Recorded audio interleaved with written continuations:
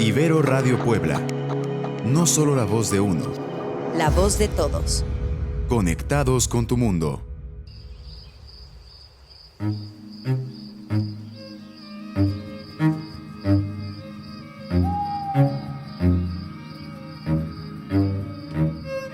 Caminos del viento. Voces y silencios de los derechos humanos.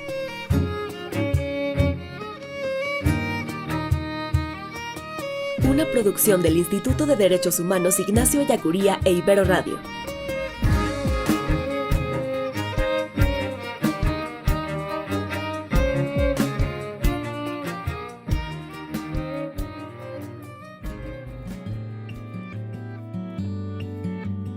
Muy buenas tardes, bienvenidas, bienvenidos a Caminos del Viento, el programa del Instituto de Derechos Humanos Ignacio Ellacuría. Mi nombre es Cuauhtémoc Cruz Isidoro y es un gusto volver a encontrarnos en un episodio más de esta nueva temporada que hemos preparado desde el IDIE, justo retomando el control durante la semana 24 ya de cuarentena, semana de inicio de nuevo mes, ya llegamos a septiembre, semana de informe, semana de análisis de qué está pasando con nuestra realidad, con nuestro país, convulsionado no solo por la pandemia, sino por todo el contexto que hay en torno a ello. El día de hoy hablaremos de un tema particularmente preocupante para el caso mexicano, el tema de la desaparición de personas, una grave violación a los derechos humanos, que si bien en los últimos años ha tenido su referente a partir de la desaparición de los 43 estudiantes de la normal rural Raúl Isidro Burgos, mejor conocida como Ayotzinapa, ya hay una larga historia desde los años 60, los años 70, cuando se empieza a implementar esta práctica del Estado para atentar contra la vida de las personas, particularmente muchas de ellas vinculadas a la defensa de los derechos humanos, vinculadas a las luchas sociales, ¿no? Y justo para hablar del tema del día de hoy, hemos invitado al responsable de Seguridad y Justicia del Instituto de Derechos Humanos, Ignacio Ellacuría, al doctor Tadeo Luna de la Mora, quien nos va a venir a hablar un poco más sobre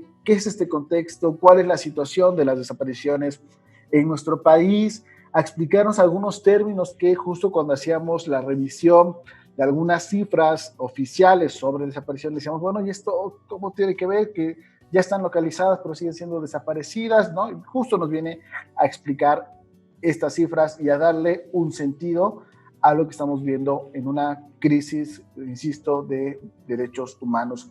Hablaremos también de la iniciativa de ley en materia de desaparición forzada para el Estado de Puebla que ha presentado la Universidad Iberoamericana junto con colectivos de familiares y que ha respaldado el propio Congreso de Puebla. Veremos cuál es la pertinencia de esta ley. Y finalmente, como lo comentaba, semana de informe, hablaremos sobre la evaluación, cómo se ha comportado el nuevo gobierno, sobre todo federal, respecto a la atención de las víctimas. Recordar que era y es una promesa todavía de campaña que el presidente Andrés Manuel López Obrador anunció en el Zócalo cuando tomó protesta, que justo iban a atender ahora más a las víctimas, que iban a voltear a verlas, que iba a haber acompañamiento. Veremos qué tanto hemos avanzado, qué retos, qué pendientes existen en este tema.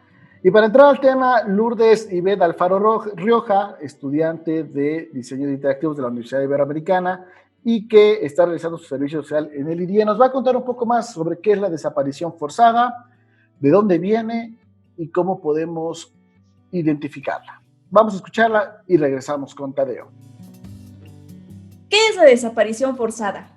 De acuerdo con el artículo 2 de la Convención contra la Desaparición Forzada de la Organización de las Naciones Unidas, una desaparición forzada es el arresto, la detención, el secuestro y cualquier otra forma de privación de la libertad que sea obra de agentes del Estado, o por personas o grupos de personas que actúan con la autorización, el apoyo o la aquiescencia del Estado, seguida de la negativa a reconocer dicha privación de la libertad o del ocultamiento de la suerte o el paradero de la persona desaparecida, sustrayéndola a la protección de la ley.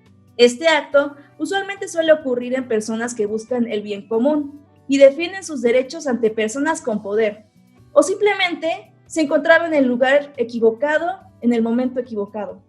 Esta práctica es una grave violación a los derechos humanos, afectando no solo al individuo, sino también a su familia y a su comunidad. Los derechos humanos tienen que ser respetados, independientemente del contexto en el que se encuentren. Además de que todos deben ser garantizados en su totalidad para poder vivir con seguridad y libertad para tener una vida digna.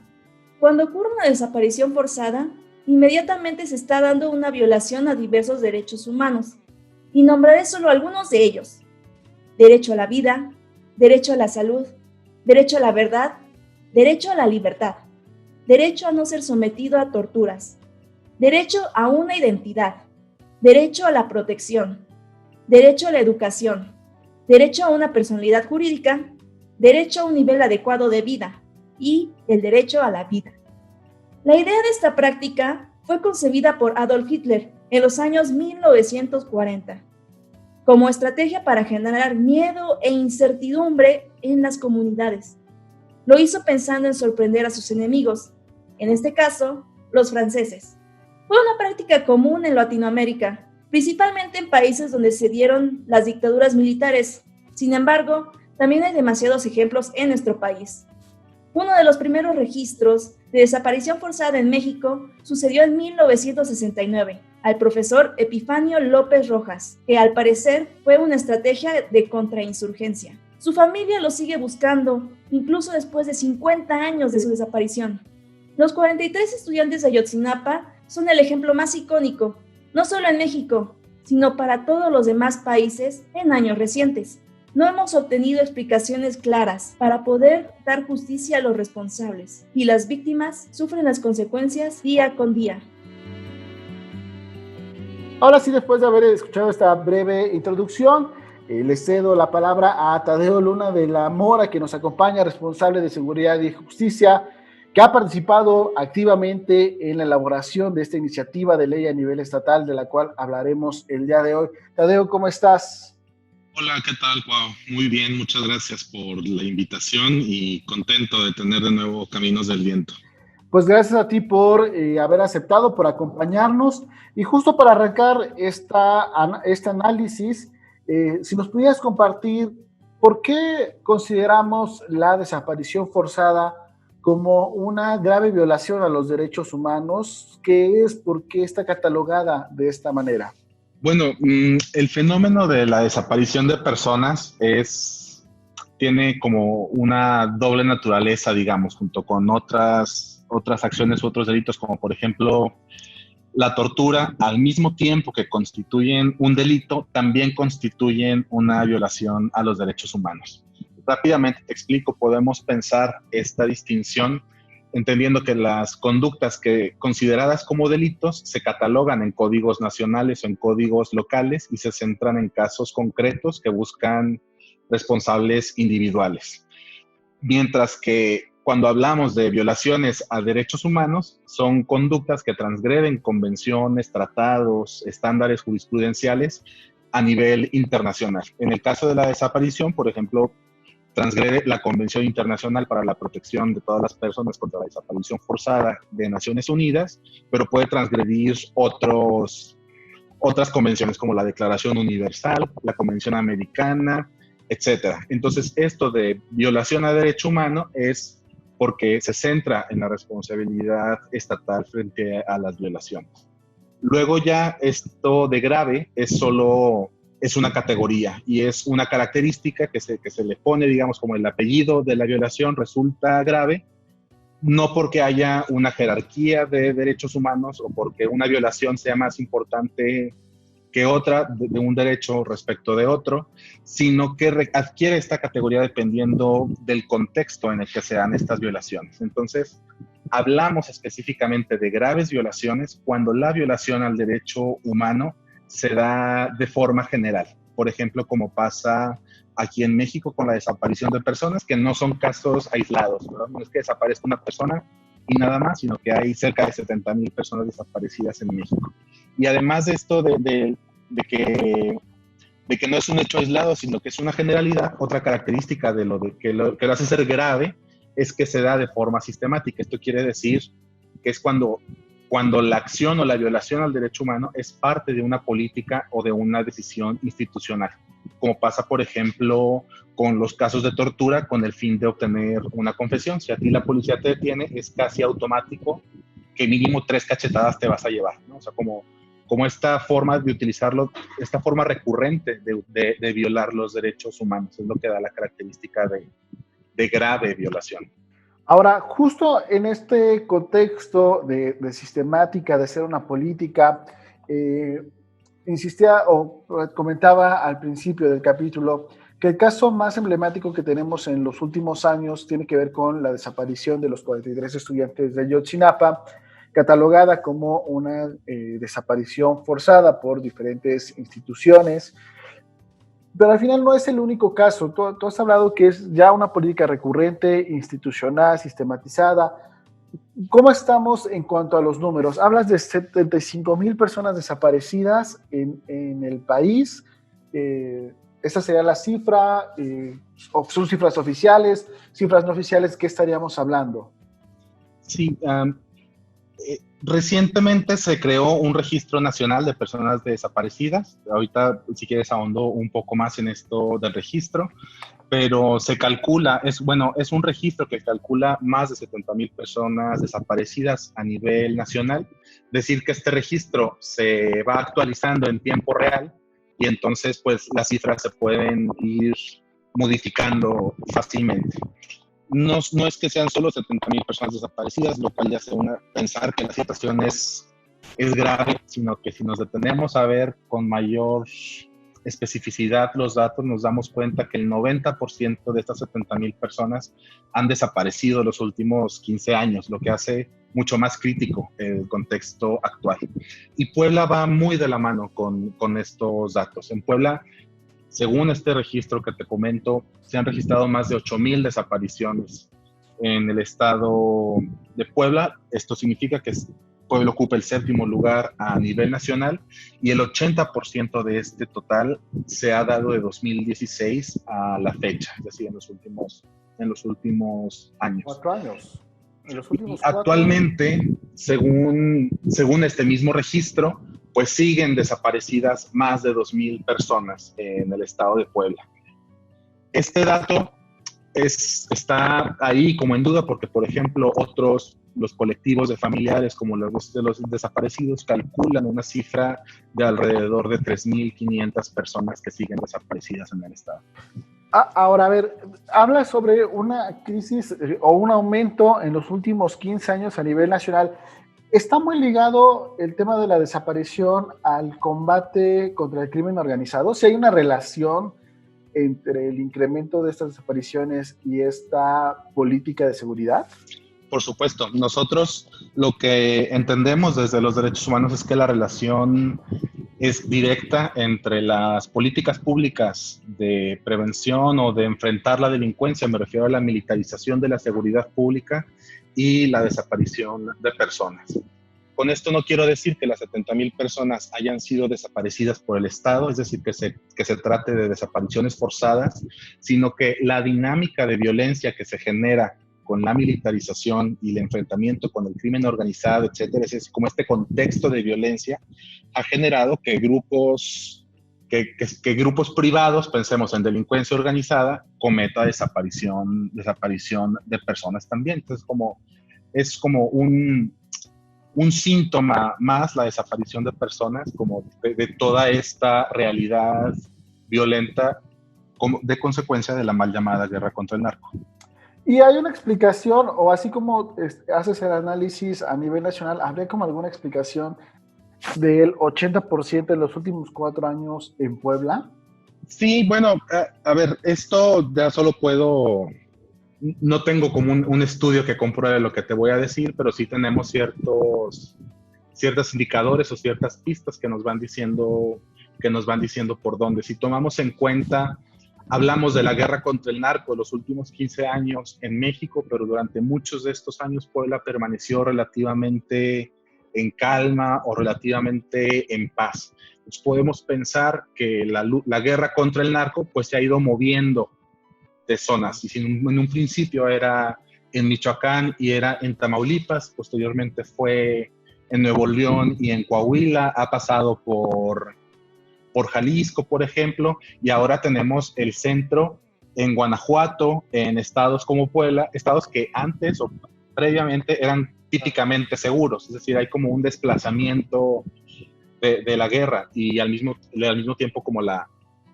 el cambio en las dinámicas delincuenciales, ¿verdad? Con todo esto del huachicol, mientras antes se dedicaban a hacer otros delitos.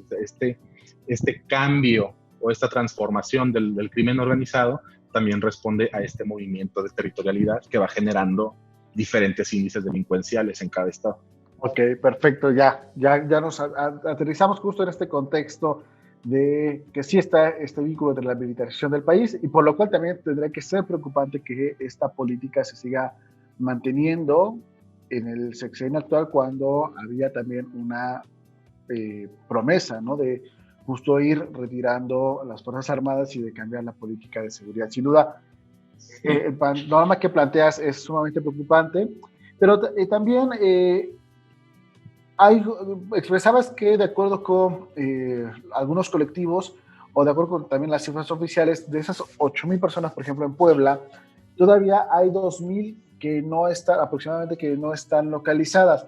Es decir, hay una categoría que habla sobre personas desaparecidas y localizadas.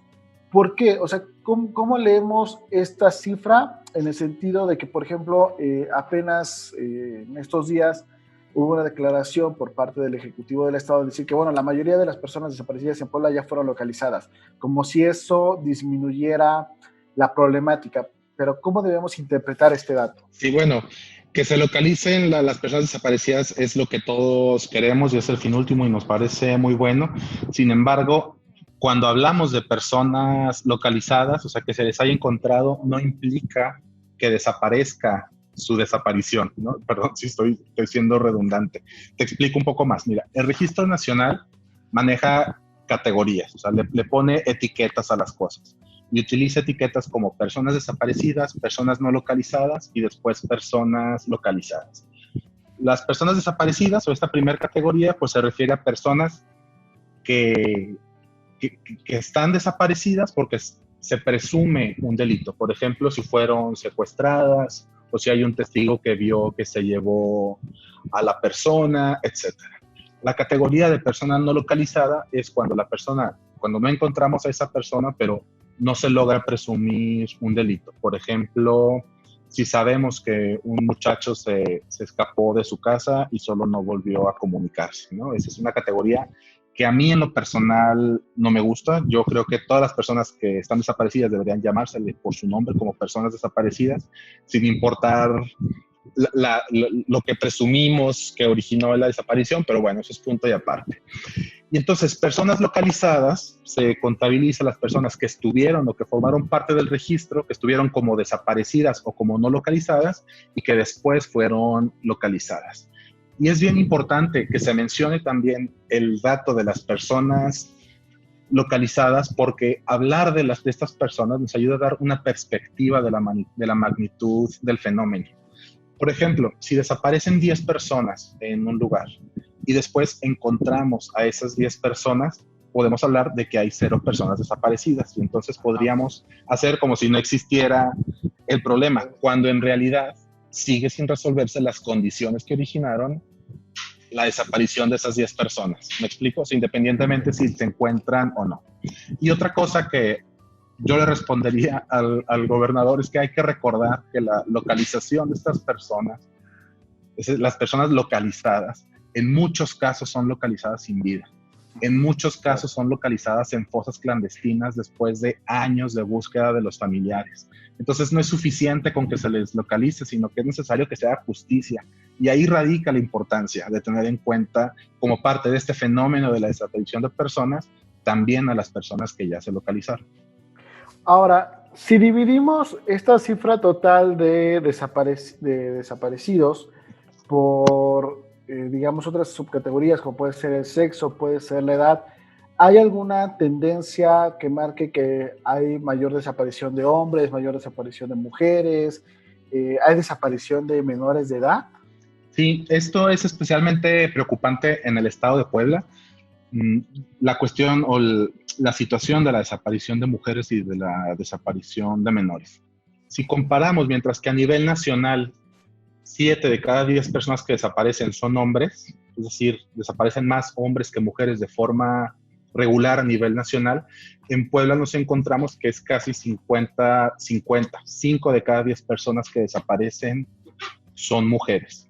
Esta cifra es más alarmante todavía cuando observamos la edad de las mujeres que están desapareciendo. El 60% de las mujeres que desaparecen en Puebla son menores de 19 años. Entonces tenemos como un problema especialmente grave, no solo de desaparición, sino de desaparición de mujeres y de desaparición de mujeres menores de edad o de mujeres jóvenes.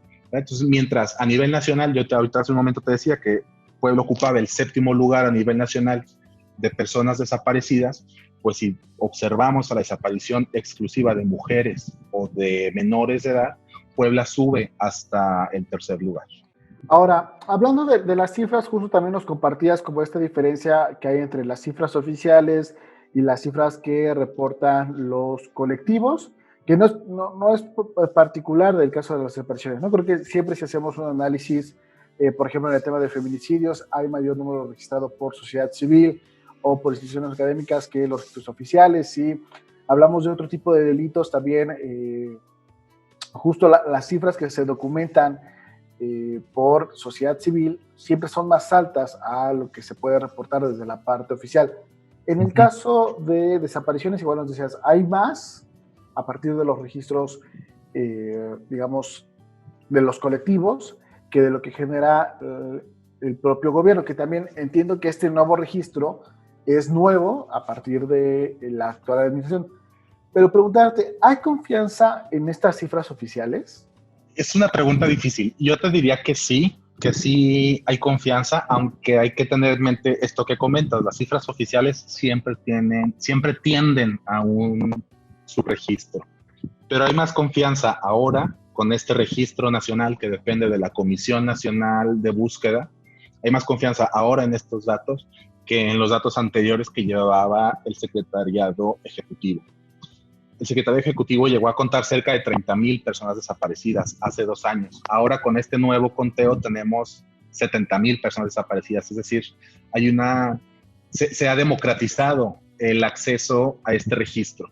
Mientras antes lo que se hacía era pedir a las fiscalías las carpetas de investigación por desaparición o el número de los datos se les pedía a las procuradurías o a las fiscalías. Lo que tiene de positivo este nuevo registro es que cualquier persona puede nutrir este registro. Ya no somos solo la fiscalía o las comisiones locales, sino que si tú y yo tuviéramos conocimiento de una desaparición, podemos ir a este registro y subir allí los datos de la persona desaparecida para que se contabilice.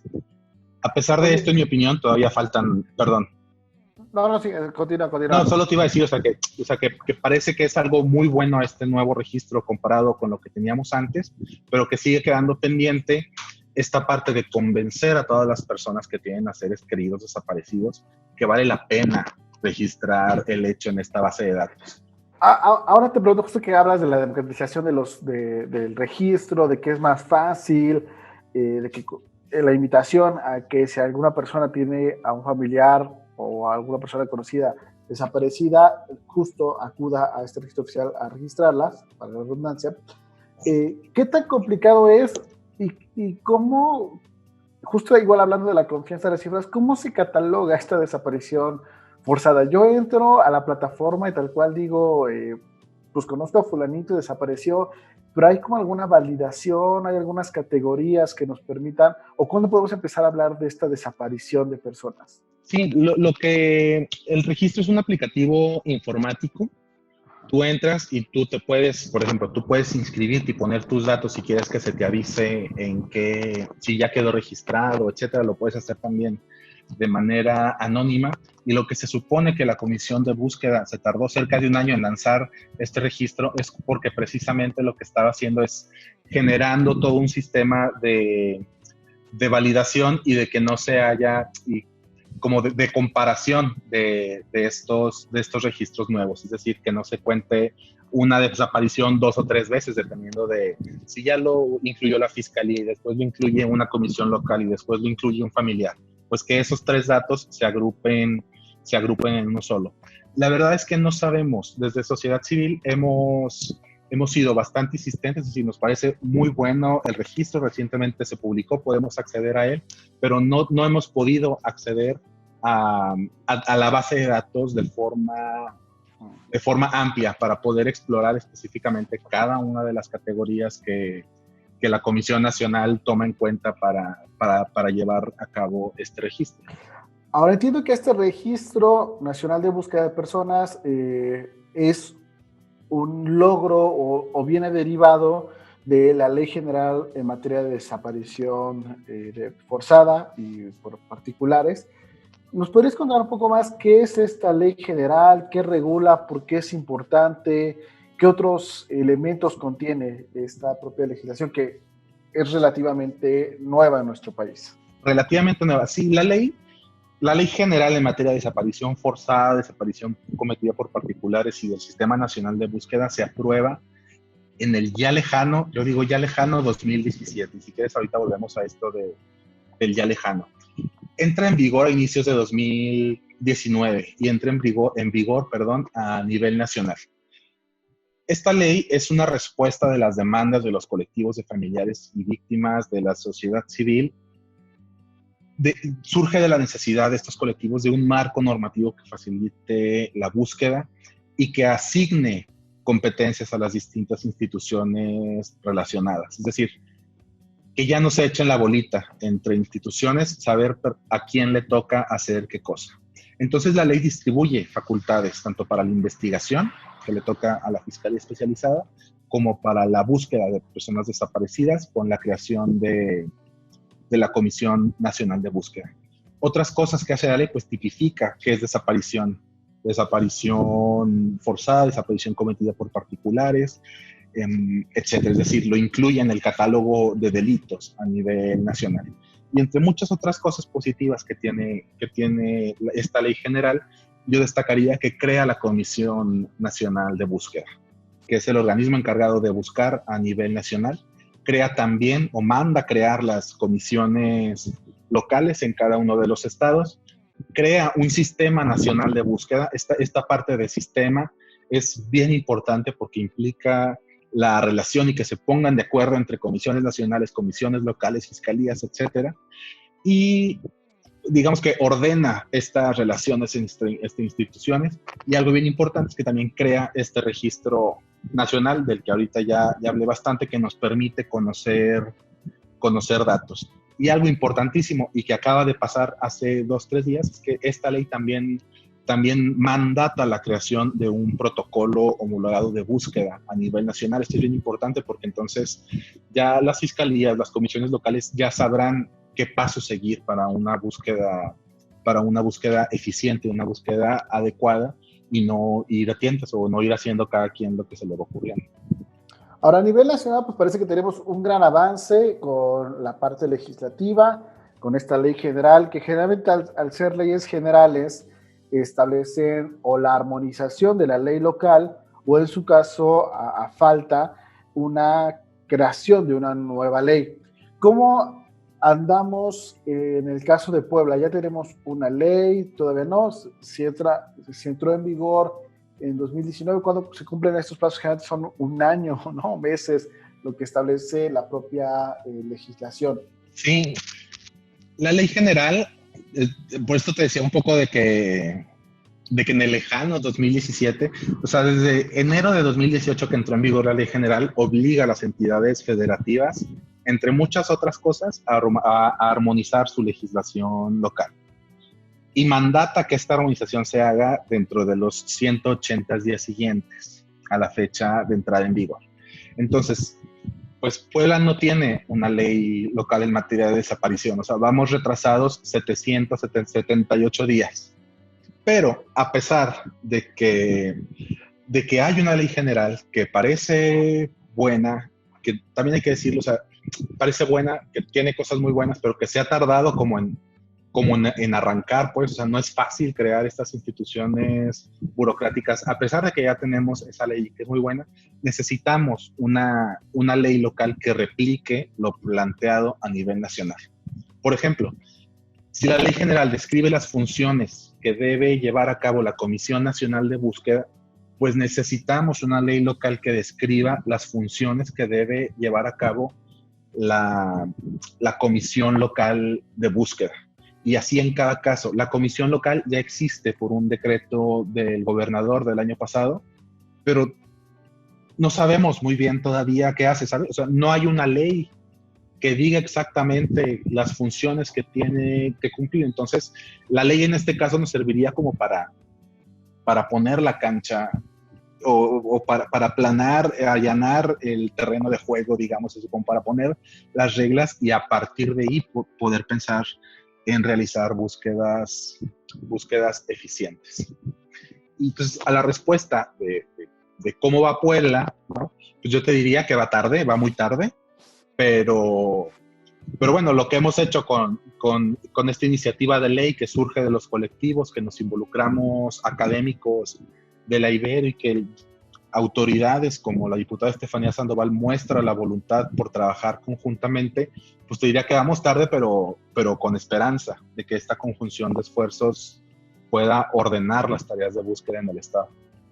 Justo mencionas, Tadeo, esta iniciativa de ley en materia de desaparición forzada que se presentó por ahí, si no mal recuerdo, a mediados de julio, una iniciativa que ha trabajado la Ibero Puebla a través del Instituto de Derechos Humanos y del Observatorio de Participación Social y Calidad Democrática y la Licenciatura en Derecho, en conjunto con las víctimas, con colectivos de víctimas de desaparición forzada.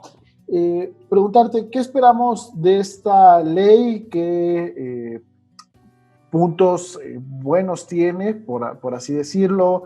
¿Qué se espera que pase en el Congreso a partir de esta iniciativa? Si nos puedes contar un poco más. Sí, pues mira, esperamos, en primer lugar, yo espero que ahorita, justo mientras tú y yo hablamos, se esté discutiendo ya esta propuesta de ley en comisiones del gobierno local y esperamos que durante este periodo que inicia se apruebe sin muchas reformas sustanciales a la ley que presentamos colectivos, nosotros como Ibero y la diputada Estefanía Sandoval. De la ley te puedo decir, pues que es un proyecto bien ambicioso, que recoge, o sea, tiene como la gran cualidad de que recoge las inquietudes y necesidades de los colectivos de víctimas y de los familiares, y que nosotros desde la Ibero nos dimos a la tarea de orientar esta ley hacia el cumplimiento de los estándares internacionales en derechos humanos.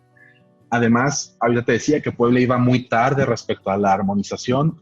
La única ventaja que le veo es que pudimos tomar en cuenta todas las leyes locales que ya se han promulgado en otros estados aquí mismo en México para poder rescatar las mejores prácticas que proponen cada una de estas leyes e incluirlos en nuestra propuesta. A mí lo que me gusta especialmente de esta iniciativa que ya se presentó al Congreso es por un lado esto que está orientada a las víctimas, que desde su creación involucró un trabajo conjunto como víctimas, academia y autoridades. Yo creo que este ejercicio por sí solo ya es valioso. Pensemos que en general pues el Congreso discute y aprueba leyes y la ciudadanía ni en cuenta ni le importa, ¿no? O sea, la creación de esta ley o de esta propuesta de ley es completamente lo contrario. Y que más allá de describir las funciones institucionales que te comentaba hace un rato, que es súper importante, tener en cuenta que esta ley tiene como objetivo central, y yo creo que es algo muy rescatable de esta propuesta, es que no pierde de vista en ningún momento a lo largo de toda la ley que el objetivo central de la ley y de todas las instituciones que plantea es encontrar con vida a las personas desaparecidas. Ahora, muchas veces hemos dicho que la ley o las leyes en sí no bastan, ¿no? Particularmente en el caso mexicano tenemos muy buenas leyes, pero la implementación es donde encontramos la piedrita en el zapato, ¿no? Donde se traban las cosas y puede ser que se vea muy bonito el panorama legislativo, pero en la realidad es completamente distinta su aplicación. Preguntarte cuáles son los retos que identificas más allá de la ley. ¿Qué tiene que pasar tanto después de la ley general como esperando que se apruebe esta iniciativa que se ha presentado desde la universidad y los colectivos en Puebla? ¿Qué es lo que vislumbras en un panorama cercano a medio plazo? Pues sí, coincido contigo en que es ingenuo pensar que una ley va a transformar la realidad, pero en este caso concreto sí es un paso crucial que exista esta ley local en materia de desaparición, es decir, que se ponga una serie de mínimos básicos para la búsqueda, una serie de mínimos de competencia para la judicialización de casos, etcétera. Esta cancha, o sea, marcar el terreno donde se puede jugar la búsqueda, estoy haciendo un símil con lo deportivo, pues nos queda después el reto de que esta ley se aplique adecuadamente una vez se apruebe. Nos queda pendiente de que la comisión local, de que la fiscalía especializada, de que el sistema estatal, pues que cumpla con lo que mandata la ley. Pero por eso necesitamos esa ley, ¿verdad? Para nosotros como colectivos, nosotros como academia, las víctimas puedan exigir los derechos que esta ley les provea. Puede exigir, por ejemplo, a la fiscalía tal o cual facultad específica que esa ley mandate. Puede exigir a la comisión local de búsqueda que se realicen las búsquedas de tal o cual forma concreta, porque ya está en la ley, ¿sí? porque ya está como regla, ¿no? Ahora ya para ir cerrando este episodio del cual ya nos has explicado mucho el contexto, cuáles son los retos legislativos, esta ley general, la iniciativa de ley. Justo comentaba también que esta semana es semana de informe presidencial, que una de las grandes promesas del gobierno actual, sobre todo a nivel federal, tiene que ver con la atención de las víctimas de diferentes delitos, de diferentes violaciones a derechos humanos, particularmente el tema de las desapariciones. Justo en este contexto, ¿cómo evaluarías la atención a las víctimas que se ha realizado? ¿Qué pendientes o retos están aún por resolverse? Pues si yo hiciera como una evaluación no solo de los 2 años de gobierno federal, sino también del año que lleva la administración estatal, yo hablaría de una ambivalencia respecto a los derechos humanos y respecto al trato con las víctimas de violaciones a derechos humanos. Por un lado, se crea la Comisión de la Verdad para el caso Ayotzinapa, por ejemplo, pero al mismo tiempo se sigue con una política pública de militarización de la seguridad pública, sabiendo que esta segunda, la cuestión de la militarización fue el contexto que derivó en la desaparición de los estudiantes. Entonces, por ejemplo, a nivel penitenciario lo podemos pensar y pues se crean leyes para la despresurización penitenciaria, como la ley de amnistía, pero al mismo tiempo se está metiendo a más y más personas en prisión preventiva, ¿no? Entonces, como que esta ambivalencia también la podemos ver a nivel local, ¿verdad? Porque si nos damos cuenta en las continuas declaraciones del gobernador denostando a las víctimas, o minimizando los datos, o trivializando la grave situación que atraviesa miles de poblanas y poblanos, pues eso es profundamente indignante. Pero al mismo tiempo, el mismo gobernador el año pasado utilizó toda la maquinaria institucional para forzar la creación de la comisión de búsqueda local con el objetivo de que ya este 2020 tuviera una partida presupuestal y empezara a operar. Entonces, pues está está este juego, pues, o sea, como esta ambivalencia que yo digo, tengo otros ejemplos, por ejemplo, en materia de búsqueda de personas desaparecidas en Puebla, la Fiscalía Especializada en este último año aumentó el número de profesionales para trabajar en la Fiscalía Especializada. El número sigue siendo insuficiente, pero nos parece muy bueno que haya más personas trabajando en la desaparición de personas en Puebla. A pesar de esto, o sea, al mismo tiempo, el gobernador no hizo caso a las recomendaciones de los colectivos de víctimas que se manifestaban en contra de la designación del actual fiscal general. Entonces son un paso al frente, 2 pasos atrás. A veces ahora, por ejemplo, este proyecto de ley que hemos presentado, que hemos trabajado conjuntamente con algunos miembros del Congreso, pues nos vuelve a llenar como de esperanza, ¿no? Tenemos como mucha fe, esperemos que sigamos trabajando conjuntamente, porque te repito, pues, el objetivo final es encontrarles. Entonces, no perdamos de vista eso y pues bueno, ya después pasa siempre que las autoridades se pierden en cuestiones políticas y terminan pensando muchas veces más en los votos que en atender las realidades de las personas que les votaron. Pues perfecto, Tadeo Luna de la Mora, muchísimas gracias por habernos acompañado. Ya con esto cerramos, con este panorama, con estos retos que vislumbras, con esta breve evaluación, no solo a nivel nacional, sino también a nivel local, deseando que próximamente nos podamos volver a encontrar si se aprueba, o como todo parece indicar, esta iniciativa de ley para entrar como más a detalle, ver estos retos y sobre todo la operación, que como hemos coincidido es donde viene todavía un largo camino, ¿no? Que no solamente basta con la ley, sino que es el punto de arranque y ya vendrá la institucionalización. Tadeo, pues muchísimas gracias por acompañarnos en este episodio. Ya nos has dejado toda esta cantidad de datos y de contextos para analizar. Gracias a ti, Juan, por la invitación y a tus órdenes. Ojalá cuando se apruebe la ley me vuelvas a invitar y nos echamos un clavado para explicar el contenido de la misma. Pues la invitación ya está sobre la mesa, esperemos que sea pronto y que no se tarde, que no sigan aumentando estos días que de por sí ya vamos de retraso en su armonización. Pues muchísimas gracias a Vicky Morales por la operación en los controles. Mi nombre es Cuauhtémoc Cruz, esto fue un episodio más de Caminos del Viento. Recuerde, tenemos una cita todos los jueves a partir de su plataforma preferida. Hasta la próxima.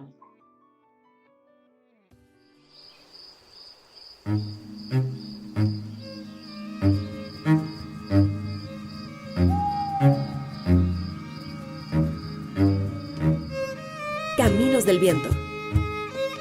Voces y silencios de los derechos humanos.